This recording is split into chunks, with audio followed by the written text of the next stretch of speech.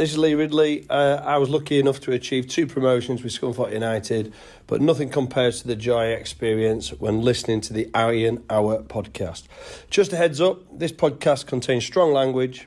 You know the good stuff. If this isn't for you, turn off now. For the rest of you, now fucking enjoy the podcast. Good evening, good morning, good afternoon, Iron fans. This is the Iron Hour podcast. You might be thinking, that doesn't sound like Andrew Barraclough. His beard isn't as good. Unfortunately, Andy's not available tonight. So the bad news is that I'm hosting Max Bell. But the good news is we've got Becky. Hi. Scunthorpe United legend. Really looking forward to getting her insight on, well, absolutely everything, to be honest. We're going to have an action-packed podcast for you all. So hello if you're watching on YouTube, if you're listening on Spotify, however you get your podcasts. We're going to review the Alfreton and the Cleethorpes games. We're going to look forward to Chester and Darlington. We're going to also review a certain charity game that I know the four of us had quite a bit to do with. We're also going to have a brief update from the FPL. We haven't got a quiz, so you'll probably be quite pleased at that. And we're going to do our usual hero moment and idiot of the week section. And we've also got Marco and Gareth. Hello. Hello. Slick. And once we come to Gareth, I think he's got a special surprise for you all. So we can look forward to that. Before we get cracking on a serious note, I know that there's sort of 3 people that ourselves at the podcast want to send our best wishes for. The first is Evie. Obviously, we'll talk about the charity game in more depth later on in the pod, but it was a privilege for us all to meet her and the family on Sunday, raise a bit of cash, and the whole of Scunthorpe is with you. So Evie and family, very well done for the weekend, and make sure you look after yourselves. Secondly, is one a bit personal to me. A very good friend of mine, Steve Swift. Was taken ill at a council meeting on Thursday. So Steve, make sure you rest up, full recovery. We've all got our fingers crossed for you. And last but by absolute no means least, is a bit of a Scunthorpe legend. At the time of recording on this, the news just broke that John Staff, the one and the only, has been sort of ill in Scunthorpe General Hospital. So I know that every Iron fan and even people on the works who've worked with him will be wishing Staffy the absolute very best. There's a card that's going to be going round at Darlington on Tuesday.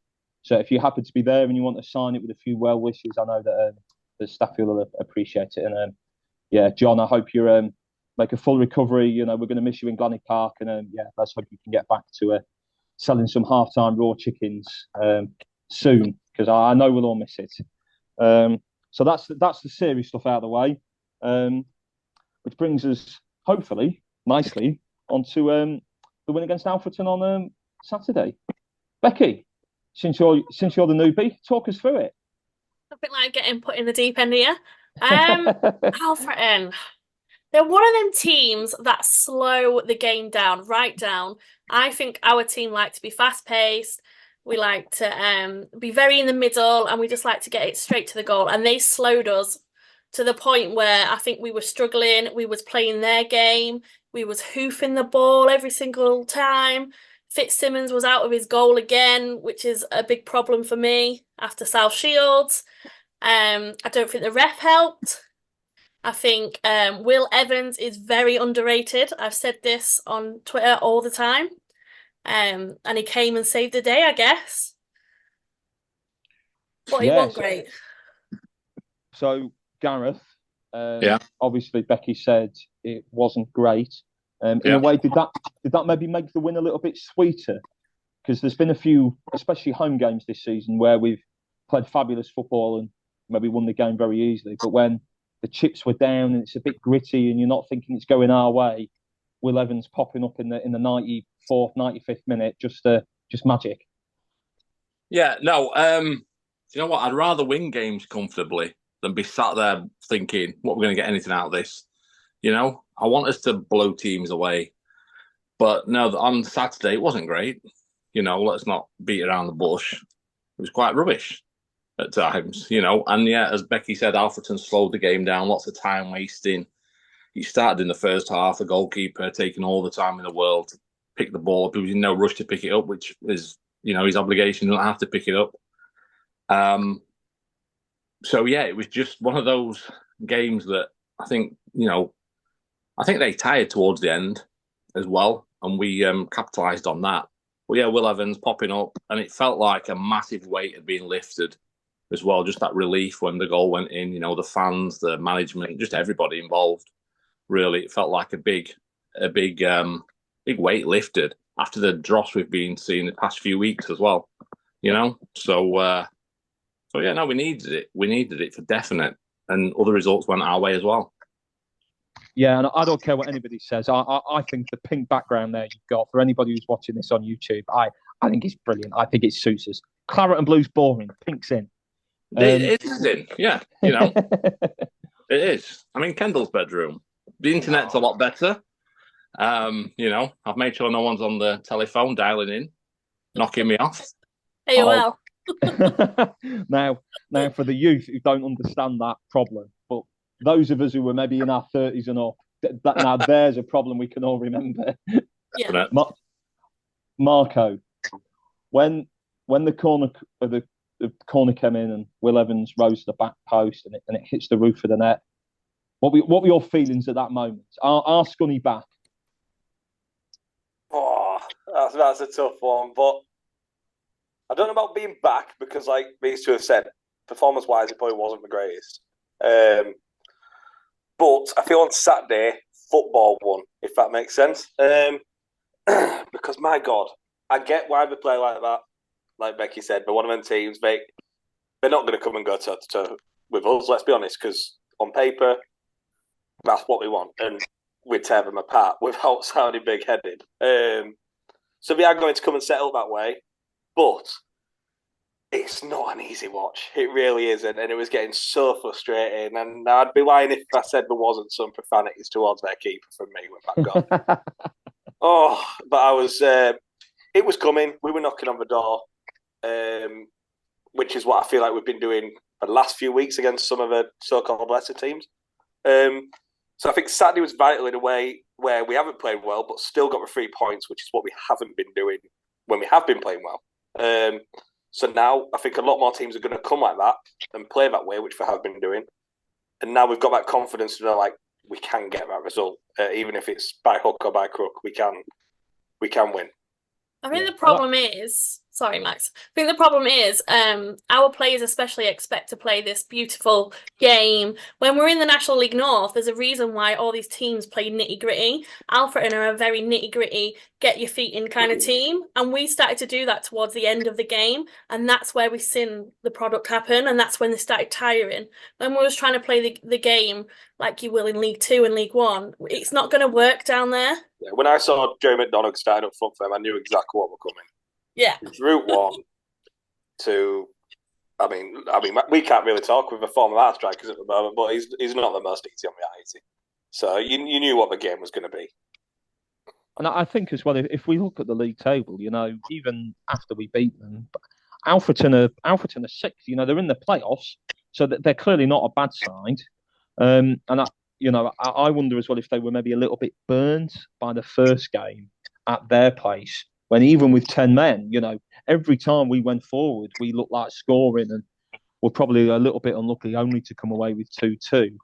But I think you're right. A lot more sides are going to start playing like that and parking the bus at Glanny Park between now and the end of the season. So, Will, if you're watching, if you're listening, a few more bullet headers might be in order. Gareth, let's fast forward slightly from Saturday to Tuesday, to the trip to Cleethorpes. I know you were there. I was, unfortunately. Jimmy Dean made 11 changes, but it was still, on paper, it was still quite a strongish side. What was your take on the day by the seaside? The clubhouse and the food were really nice. The football wasn't. I think Jimmy said on the radio that it was a chance for the fringe players to come in and stake a claim for Saturday against Chester, and none of them for me will get into that team against Chester. You know, I just don't think. Well, I'll say none of them. Beeston will.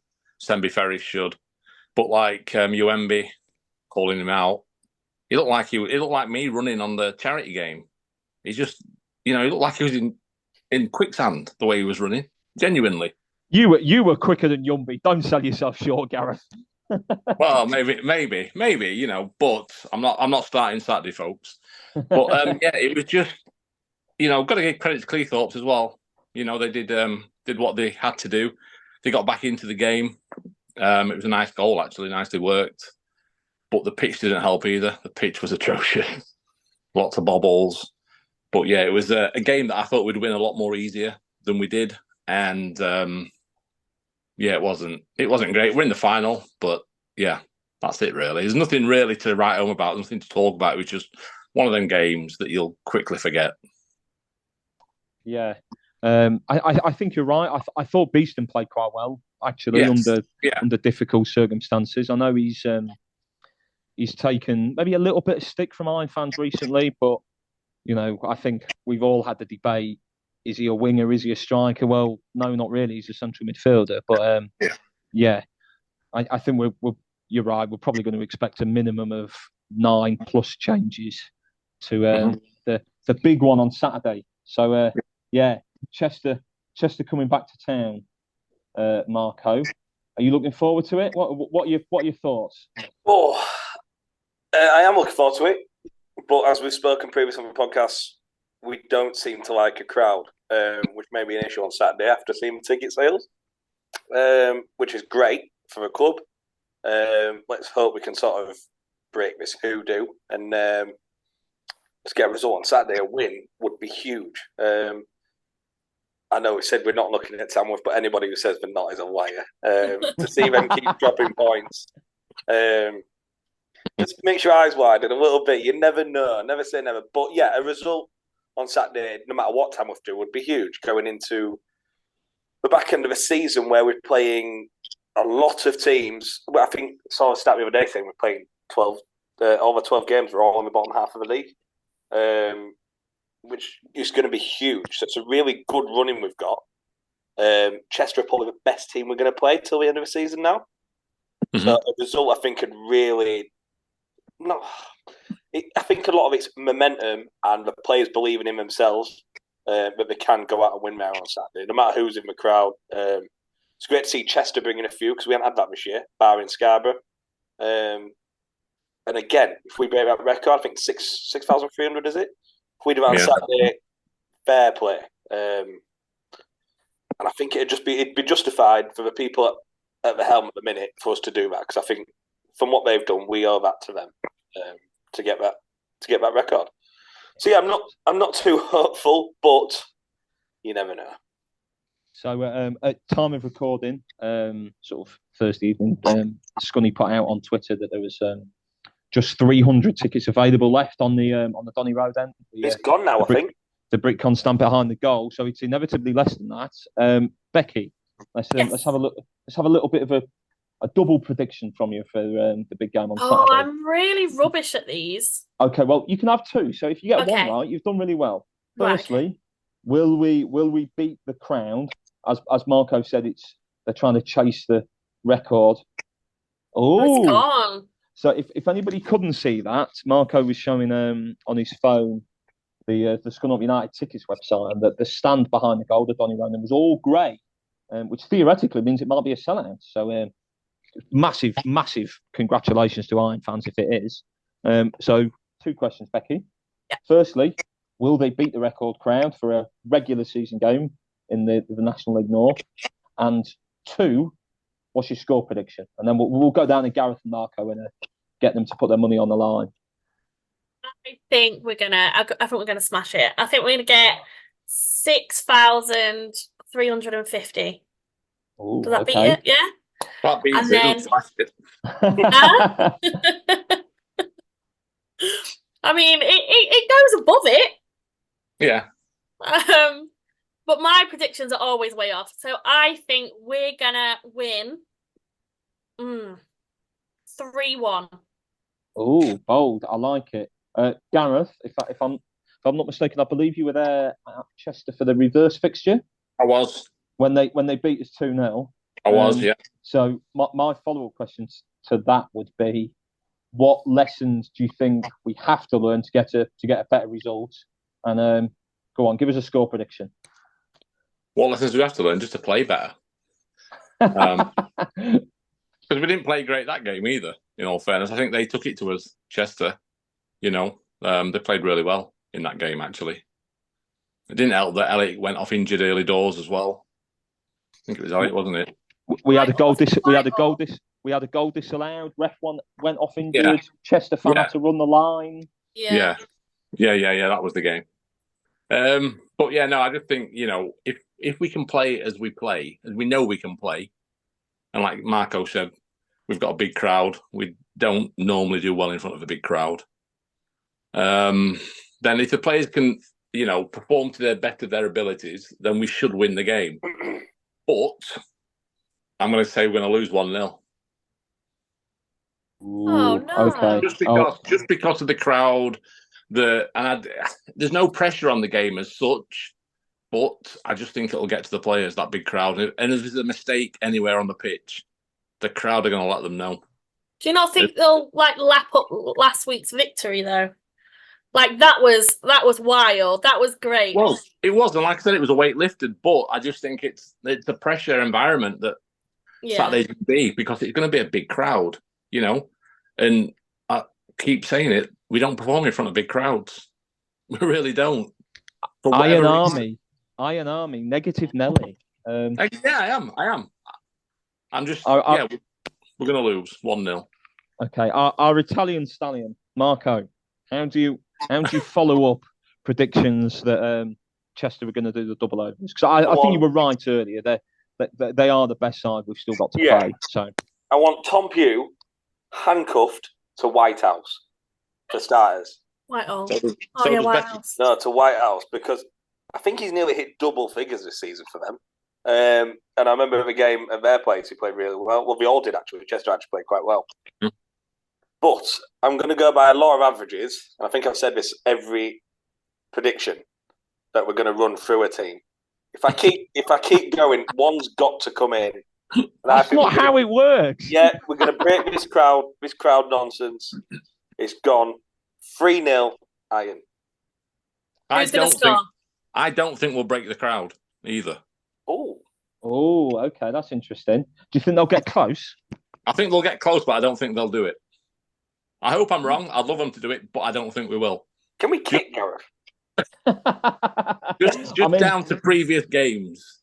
I just think, if it had been winning games more, I think that more people would have come along. But we're playing Chester. A lot of people will be thinking, they're a good team, which they are. And do I want to go see Scunthorpe lose 1-0? They've got a lot of kids going though, haven't they? From grassroots. Yeah, troops, kids from little football groups. Yeah, but I still don't think we're going to do it. But Iron fans, if you're listening to this or watching this on Friday, or maybe if you just live locally and you're not a Scunthorpe fan, get down to the Axe Arena, prove Gareth wrong. No, yeah, please do.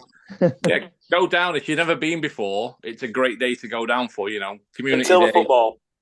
Well, yeah, exactly. Just enjoy it. Take a friend, go with a family member, cheap tickets. Just get yourself down there, and enjoy it. And you might go back. Yeah, and ignore Marco that he wasn't helping Gareth there. That wasn't selling it. Oh well, a full range of predictions there. 3-0 to the Iron for Marco, 3-1 to the Iron for Becky, and then 1-0 to Chester from Gareth. I suppose I'll split the difference. I could see it maybe being a sort of a gritty 1-1. I think Becky's right. I don't think many sides are going to come to the Attis Arena now and really get at us. But we'll see. We'll see. And I do think Gareth's wrong. I think we're going to break the crowd. I think we'll squeak it. So that's Saturday. Obviously, we've got a rearranged game very quickly after that. So we'll sort of preview the double header as well. Marco, On Tuesday, we're going to your favourite place on earth, Darlington. Across the 2 games, A, how many points would you take? And B, how many do you think is realistic? If you'd asked me when we was meant to be playing Darlington, I'd have said 6. But now looking at Darlington's recent performances and stuff, I couldn't argue with 4. Because I do think we'll win on Saturday. I genuinely do. I do think we'll win 1 at least, and I don't think we'll lose. But yeah, annoyingly, it seems like since the game's been called off, Darlington have found a bit of momentum. They've won the last 3. I mean, yeah. I think a lot of us looked at Darlington earlier this season and thought they were doomed, but absolutely fair play to them. They look like they're mounting a bit of a great escape.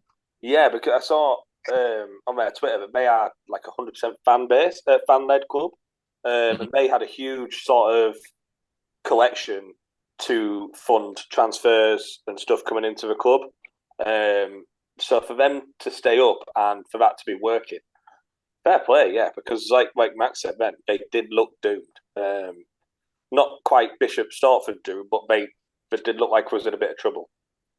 So Gareth, as the Iron Army, as many Scunthorpe and other fans of other clubs will know you as, are you heading up to Darlington? Have you got your little voucher from the game that was called off? I've lost my voucher, I think. Oh no! But I've read that you can use your ticket that you had last time on my phone. Oh, that's good. Hopefully, anyway. But yeah, we'll be heading up there. I've not got permission off Debbie just yet, but I'll get it. But you're confident you're going to get it? Yeah, I get it all the time, don't I? You know what I mean? Just say the right things, do the right things, and Bob's your uncle. Anyway, that's advice for any married couples out there from Scunthorpe's premium vlogger there. Yeah, just agree with everything. Yeah, so no, I think we'll win. Oh, have you got it there? I'll photocopy that. That's my little voucher. I've still got mine. Safe. I'll photocopy it just in case. No, I think we'll win 3. Not 3-0. I think we'll win. So I'm going for 3 points out of the 2 games. Okay. So Marco's saying he'd take 4 either way. Gareth is saying that he thinks we'll get 3 points in the next 2 games. Becky, final mention on Darlington. You're going for the full 6? I'm up for the full 6. I think we're going to go on a little run. I think Tamworth lost their little bit of a momentum now.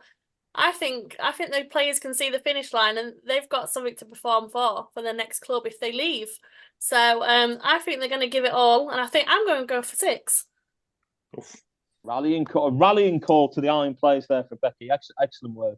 And yeah, I mean, you actually make a really good point there. I believe we've got 17 players out of contract to the end of this season. So, if they're going to be wanting to win new contracts with us or new contracts with other clubs, then making sure they have a really strong end to the season is going to be a massive part in that, I think. Now, segue. Obviously, we've talked about a couple of big games, but it was the really big one on Sunday. The rematch, the grudge match of the Iron Hour Podcast 11 versus the Curtin over 30s. Once more played on neutral grounds, this time at Broughton. So, thank you to Broughton for letting us use their pitch in their changing rooms. Becky, you and Marco were a bit of a management dream team. Talk us through the game. I do fully believe we're going to take on England next when Southgate goes. If Marco's happy with that. Reluctantly, unless we played Italy. I could say an Italian joke there, but I'll stick to being nice today. Yes, the charity game, it was amazing. Lots of people turned out. We had 2 massive squads. People were messaging us all the time asking to play, which is absolutely amazing. And I think we raised close to £1,000 all in all for EVs. Let's stop things there and give Becky and everyone who was involved in that, everyone who put a fiver in a pot, a genuinely massive round of applause for that, because that is a crazy amount of money. So go on, guys, get clapping. Sorry, Becky, please carry on. Well done. Okay. It was an amazing day. It was very hard work to get to there. Especially when Marco had a drink on the Saturday night and he was relaying the whole team and about 6 different formations, but we'll not go into that. Yes, let's go into that. Well, at one point, Jack was on the bench to start with, so I broke the news to Jack. For 30 seconds later, Marco going, "Nah, he's going to start." For anybody who's not seen Mike Bassett, I was the scene before I can't think what game it was, where he was on the bar drinking cocktails. Oh yeah, where he's done the Zambuca shots with Tonka. Yeah, that was me the night before. And then but, did Pele walk in? Like I said, my formations, styles, it's all up here. It's not, you can't really put it into paper. It's just on the day, and obviously it's very effective because I'm yet to be beat. So Gareth, obviously you were a little bit of a star in the first game. Me and you played in this one with Marco and Becky, sort of as the management. Yeah. For anybody who has been living in a cave and hasn't seen any of our socials or the brilliant vlog that your channel's put out, thank you again to Jamie for doing that. How did the game itself go? All right. No, it went all right, didn't it? Started off, we went into the lead, doubled it. They pulled one back. We had to let them, didn't we? You know what I mean? It were a nice finish. It were a nice finish, but no, it went really well. And I think it was played in a good spirit. They were a bit of a cuddle on the floor at one point, which everyone loves a cuddle, don't they? But yeah, no, I just thought it went well. It was just nice to see everybody turn out. Like I said, I think we had about 70 people on the sideline, did we? Yeah, something like that. There was a fair few people there, which it's kind of crazy. But no, it was just all about the money raised and just everybody getting involved as well. People sponsoring the match, people giving cookies and donating some cookies for the players, and just brought everybody together. And that's what it's all about, Rod's coming down from the club. Yeah, so obviously the most important thing is that we can brace to anybody who hasn't seen that we won 6-2. Yeah. Cracking goals, cracking play, but massive shout out to the sponsors as well. We'll inevitably miss a few. I know Phil Pinder, hole in the wands. If you're ever in York, a couple of great stores up there. Gareth, who was it who supplied the free cookies? Let's give them a shout out too. Brooks Bake. And I'm guessing they're on Facebook. They are on Facebook. Yeah. I think I've tagged them in the vlog. I have tagged them in the vlog. Excellent. They were very nice. So if you ever need any cookies in the sort of the Doncaster Scunthorpe area, definitely go to them. Massive shout out to, as you said, Rod from the club for coming. The support from him in particular has been amazing. Massive shout out to Mike from Curtin, who was an absolutely fabulous fundraiser. Kieran Robinson as well, despite the cuddle on the floor, it wasn't his fault. Honestly, I'm sorry for all the other sponsors and fundraisers that I've inevitably forgotten. I'll jump in with those. There's L&J Fittings, who did the match ball sponsor. Gary Lundy did the man of the match sponsor. Debbie printed the shirts up for our team. I think that was it, was it? Yeah, I think so. Everyone.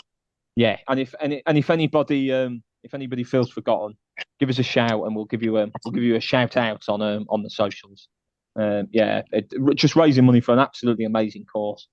Everyone on the spectators sideline had a brilliant time. Despite my awful tackling. Are we going to talk about the fact you nearly got man of the match, Max, for your comedy skills? Yeah, for comedy, not for football though. The excellent Bryn Goslin, I know I'm on the council with his dad, so I'm a bit biased, but was the justified winner of the man of the match. He was a giant. I think that was maybe my highlight of the game. Was that we'll know from the first game that Curtin was sort of. They're quite a direct side. They like to get the ball over the top, try and use a bit of pace into the channels. Opening 10 minutes, sent 5 long balls forward. And anybody who's ever seen Bryn Goslin, he's past 6'8", and he jumps his height. Sent every single one of them back with change, and you could just see the Curtin players going, "Stop knocking it long." So massive shout out to everybody who played. I think it was great, and we haven't dotted all the I's and crossed all the T's yet, but keep an eye out on the podcast socials and future podcasts like this, because we're hoping for a third game to announce at some point. So Marco will have to get his gilet, Becky will have to get a whiteboard, Gareth will have to get his boots on again, and we'll hopefully raise some more money for an even another great cause. Right, that's the charity game all wrapped up. So, Marco, have you had time to look at the FPL? Oh, have I? Oh, so, good. Despite me being in 3-4, which we won't mention, it's getting a little bit tighter at the top. So, Jack Christer, we've been through this before, haven't we? Christer. Yeah. Christer. Yeah. It's all good. Anyway, so he is still having a very good season.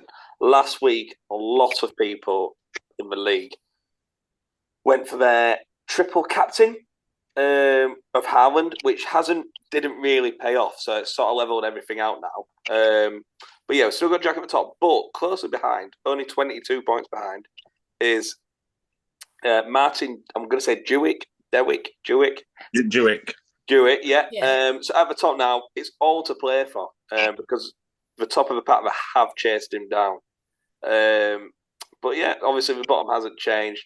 I've slid down to 44, which isn't great. But I'm catching you. Yeah. There's a bit of momentum in the chat, but I'm from the Iron Hour chat. I am still leading, so I'll take that. But yeah, it's still plenty more games left. To be fair, the Premier League will be very interested to see how it finishes this year. Yeah, I feel like I'm sort of gonna try and adopt cheering on for Martin Dewick as a proxy. Everyone's looked at Jack Christer. He's been at the top of the table the whole season. Looked like the title race was over. So maybe Martin launching an unlikely title challenge assault. It's a bit like Scunny Tamworth. Just going to say that. I put all my money on Tamworth because you told me to. and look, Tamworth is still going to win the league. So FPL's all we've got. That's what I'm saying. All right. Well, thank you to Marco for the update on the FPL. And now we try and do a little segment most weeks with Iron Stats, one of my favourite Twitter accounts on Scunthorpe Twitter. That we haven't had anything sort of sent to us directly this week, just because it's been a little bit quieter. But I would plug their Twitter / their X account, where they put out an excellent graphic that shows we haven't got any side in the top 11 still to play away from home. After Chester, there'll be no side left in the playoffs to play at all, and we've still got the bottom 6 all still to play. We've got the bottom 3 all away from home, and then Kingsland and Banbury at home as well. So it's sort of back to what you were saying earlier, Marco, that we've got a pretty good run in. So let's try and get a bit of momentum back and, see what we can do, whether it's second or first. And who knows what the rest of the season will hold. Now, are you all prepared for this? It's our usual segment of hero, idiot, and moment of the week. So, Gareth, let's go to you first. Let's start with heroes. Who's your hero of the week? Right, this is just going to be an obvious one. It's just everybody involved with the charity match. That's all I can say. You know what I mean? It's just everyone that was there, whether you were participating, watching, donating, just everybody involved.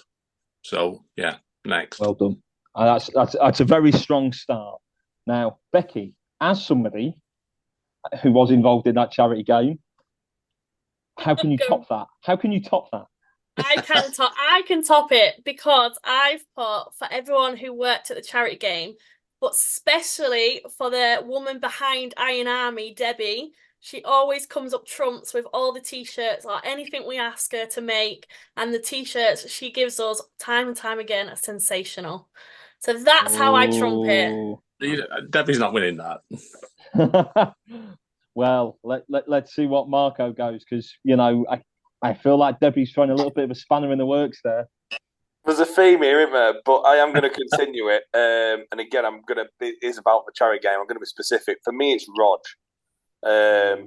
Just because him coming off his own back, which he didn't have to do, by the way. That is all in his own time. I think it's no secret Roger's such a nice guy and genuine guy.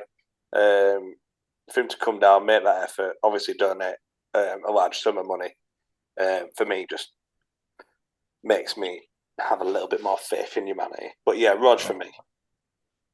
I mean, it's difficult, isn't it? You know, 3 very strong choices there. Purely on the basis that Gareth said everyone, and that includes both Debbie and Rog. You're a sellout. I can see Becky shaking her head. Such a politician. It is everyone, though, isn't it? You know, I thought I was very tempted to go with Becky's suggestion of Debbie, just to throw a spanner in the works of Gareth's marriage. I don't need any spanners throwing in. However, I feel like I can't. I've got to go for Gareth, really. So yeah, our hero of the week is everyone involved in the podcast, in the charity game. If you donated £1, if you came and watch, if you shared the link to donate on Twitter, you're our hero of the week. Well done, everyone. Give yourself a round of applause. So hopefully now this one might be a little bit spicier. Marco, who's your idiot of the week? I forgot his name. But that's a strong start. I don't think we have names on the shirts. But I feel like mine might be the same as the full stadium on Saturday. Their pissing keeper. Willis, is it? It don't matter. He's irrelevant. I don't even want to know his name. God, to be fair, I mean, I do admire a shithouse. And you can't sort of begrudge them playing how they do. And he's only doing what he's been told. But my God, did he annoy me. And just to see that goal go in, he got some stick. So, yeah, he's made it a week. He had it coming. You play with fire, you're going to get burnt. Yeah. Isn't there a photo of you practically like screaming at him when the goal went in? And looking at Will Evans celebrating didn't even cross my mind. It was just pure get him. Just get him. And for anybody who's seen the video, it was quite famous at the time of when Scunny equalised away at Warsaw, like the first away goal after COVID. Everyone else runs to celebrate with Alfie Beeston, with the Scunny players diving on top of each other. Marco doesn't give a fudge. Runs straight for the Warsaw keeper, gives it, yeah! There was a few more choice words, but yeah. And Becky was right, it was Willis. So excellent memory, Becky. Okay, so remember. Go on then, Gareth. Who's your idiot of the week? Oh, my idiot! It's American. I've not kept it. I've gone continental. Ooh. It's the National Collegiate Athletic Association. Now, you might not have seen this. Not many people will have done. But Owen Lloyd, he won a 1,650-yard freestyle race at college, and he got disqualified. He was celebrating, finished first, celebrating with his teammate who finished second, who'd already finished. He gets up on the rope that's in the middle to celebrate and falls into his friend's lane. And there's other people still racing, which he's not affected in any way, shape or form. But because he fell into the other lane, he got disqualified. I've not seen that. And it's just been on Twitter in the last day. So it's Owen Lloyd won. Dan Ross, who came second, called it a stupid decision and said he wouldn't accept first place and that his friend should get it. But yeah, it's just they're my idiots. I'm not expecting the point, but I just thought, Just so it's just Americans. Well, I have quite a lot of American friends, but yeah. Okay, so we're going for the National College Athletics Association. Collegiate, yeah. Oh, collegiate. It's a left field shout, Gareth. It is. I feel like it's less of a slam dunk than everyone involved in the charity game. I know. But go on, Becky. There's a point up for grabs here. My idiot of the week was the Alfreton game ref, Liam Ooh. Corbett, I think it is. I just think it proves that in the National League North, all you have to do is be able to blow a whistle and you can be an official. He was crap. It was all about him. He was making the worst decisions I've seen, penalising the wrong players, and he was just a bit of a twat. So we've got an American Athletics Association and 2 Alfreton players. This is an even tougher choice than the hero of the week. Purely for idiot, because I actually think if he time wasted less, there would have been less injury time, and they might have got a point out of the game. The ref was a strong shout because he was a prat, and he almost looked disappointed when we scored. But by a nose, I think I'm going to have to give it to Marco. On the off chance, Willis, I hope you learnt your lesson. But there's still one point up for grabs, Becky. So don't give up hope. What was your moment of the week? Oh, I think when Evie got wheeled onto the field, and she had a little smile on her face in the end when we scored that last goal. I think that tops everything that I've seen. And just speaking to her mum and dad, they are just friends for life, and they are just brilliant. They are so nice. Okay, she's gone straight for the heartstrings there, lads. Right. Yeah, you might be struggling. Speaking of wheeling though, there was a great bit on the vlog when brother Kieran had sort of gone up to accept a thing and then just walked off. Just forgot to take her back in the wheelchair.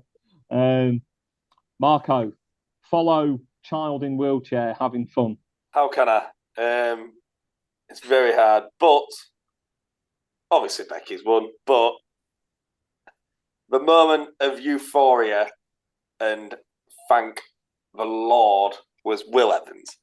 Come on, it just put a smile on that.